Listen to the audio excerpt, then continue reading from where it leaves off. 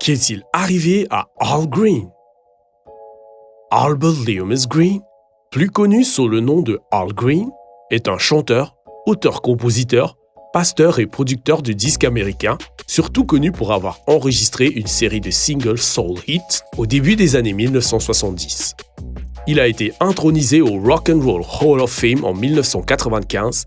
Il a été mentionné sur le site du musée comme étant l'un des plus talentueux pourvoyeurs de musique soul. Il a également été mentionné comme étant le dernier des grands chanteurs soul. Salut à tous et bienvenue sur la chaîne qui dévoile la face cachée des célébrités. Aujourd'hui, nous plongeons dans l'univers d'Al Green. Alors, si t'es nouveau sur la chaîne, n'oublie pas de t'abonner et d'activer la cloche de notification pour ne manquer aucune de nos prochaines vidéos.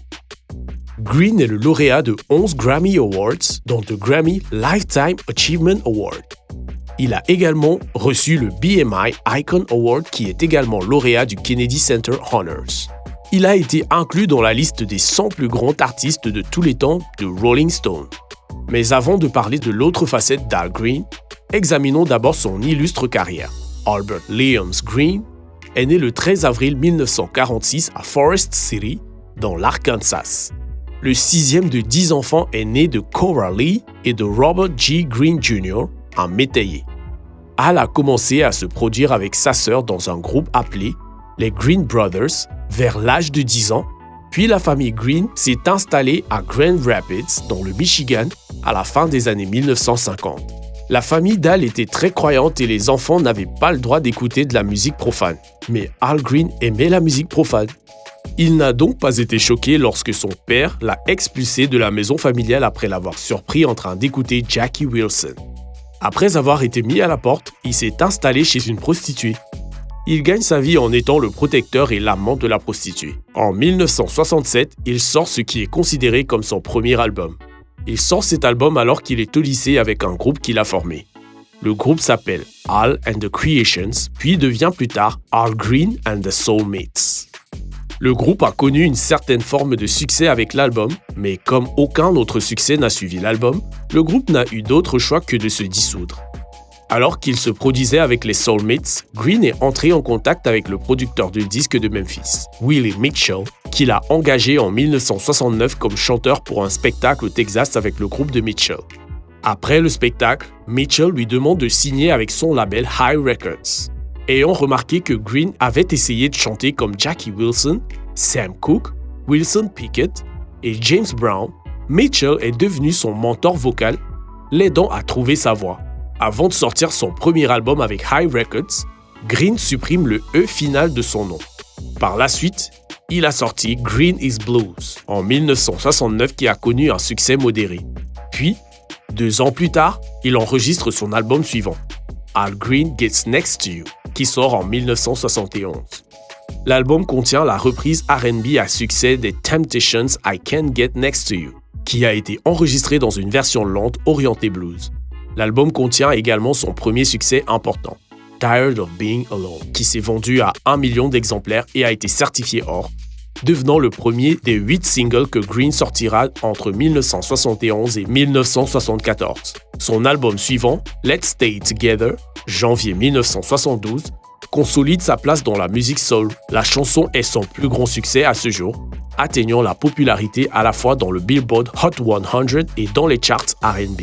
L'album Let's Stay Together a été son premier album certifié or, puis son album suivant I'm Still in Love with You, octobre 1972, a été certifié platine. Puis son album suivant, Call Me Also, a eu 3 singles à succès. You Should Be With Me, Call Me, Come Home et Here I Am, Come and Take Me. En décembre 1973, il sort un autre album, Living For You, qui est certifié or. Il a continué à produire de nombreux succès R&B au cours des années suivantes, comme Shalala, Me Rend Heureux, de son album Al Green Explores Your Mind.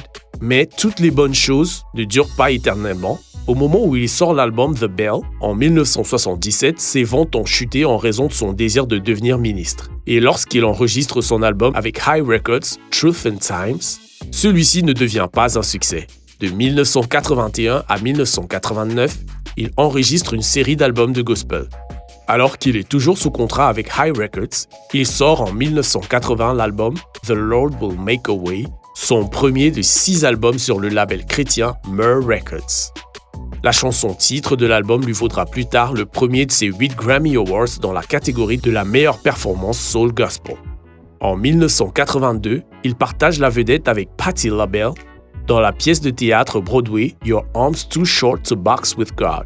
Green est revenu à la musique profane en 1988 en enregistrant Put a Little Love in Your Heart avec Annie Lennox. La chanson figure sur la bande originale du film Scrooged et devient le premier succès pop de Green dans le top 10 depuis 1974. Il a continué à sortir des albums tout au long des années 90 et 2000, son dernier étant Lay It Down en 2008. Pendant près d'une décennie, on n'a plus entendu parler de lui, mais en septembre 2018, il a sorti un single, sa version d'une chanson de Freddie Fender de 1975, Before the Teardrop. Maintenant que nous sommes tous rattrapés par son exploit, parlons de la partie triste et sombre de la vie d'Al Green. Il a été dit plus haut qu'il a été chassé de chez lui par son père parce qu'il avait été surpris à écouter de la musique de Jackie Wilson. Il n'est jamais retourné dans sa famille et a fini par abandonner l'école secondaire. En 1974, il a été victime d'une terrible agression et a été témoin d'une terrible mort. Mary Hudson, sa petite amie à l'époque, l'a aspergé d'un pot de gruau chaud et peu après, elle s'est suicidée. Certains ont dit que c'était Al qui l'avait tué, tandis que d'autres ont dit que c'était ses gardes du corps qui l'avaient tué. Alors, qu'est-il arrivé exactement à Mary Hudson? Al Green a rencontré Mary à la maison de correction de New York où il donnait un concert. Elle a dit qu'elle était venue voir quelqu'un à la prison. Bien qu'elle soit mariée et ait des enfants, elle n'a jamais dit la vérité à Al, même lorsqu'il le lui a demandé. Le jour même des événements tragiques qui se produiront plus tard, Al se trouve dans un studio d'enregistrement lorsqu'il est appelé par la police qui lui annonce que Mary a été arrêtée pour avoir fumé de la marijuana. Il est allé arranger les choses et l'a emmenée au studio pour pouvoir la calmer avec de la musique. Plus tard dans la soirée, il trouve Mary en train de remuer la casserole d'eau bouillante dans la cuisine. Il est pris au dépourvu lorsqu'elle lui demande « Al chéri, as-tu déjà pensé à te marier ?» Bien qu'à ce moment-là, Mary était encore mariée et avait des enfants, Al lui répond en disant qu'il devrait probablement en parler demain matin. Il lui a ensuite demandé ce qu'elle cuisinait, mais elle n'a pas répondu. Elle l'entoure de son bras, l'embrasse et lui dit qu'elle ne fera jamais rien pour lui faire du mal. Bien que perplexe par cette déclaration, il monte à l'étage pour prendre une douche et se coucher pour la nuit et c'est alors qu'un désastre se produit. Alors qu'il était sous la douche, il leva les yeux à temps pour voir le reflet de Mary dans le miroir, tenant une casserole de gruau fumante qu'elle lui lança de toutes ses forces, déclenchant une série d'événements désastreux. Al Green a été immédiatement transporté à l'hôpital où il a reçu une série de greffes de la peau, suivie de 8 mois de convalescence. Pendant toute sa période de guérison, il a passé son temps à lire la Bible car il était né de nouveau 1 an auparavant. Peu de temps après, Hudson s'est tiré une balle mortelle avec son arme de poing de calibre 38. La police a trouvé dans le sac à main de Hudson une note de suicide claire qui déclarait ses intentions et ses raisons. Après sa sortie de l'hôpital, Al n'avait toujours pas de répit, car il avait été signalé qu'il était retenu en otage sous la menace d'une arme par une personne qui serait sa cousine. Elle prétendait qu'il lui devait de l'argent, mais Al a refusé de porter plainte contre elle. Comme si les choses n'allaient pas assez mal pour lui, le mois suivant, sa secrétaire Linda Wills dépose une plainte de 25 000 $. Sa secrétaire Linda Wills dépose une plainte de 25 000 $ contre lui.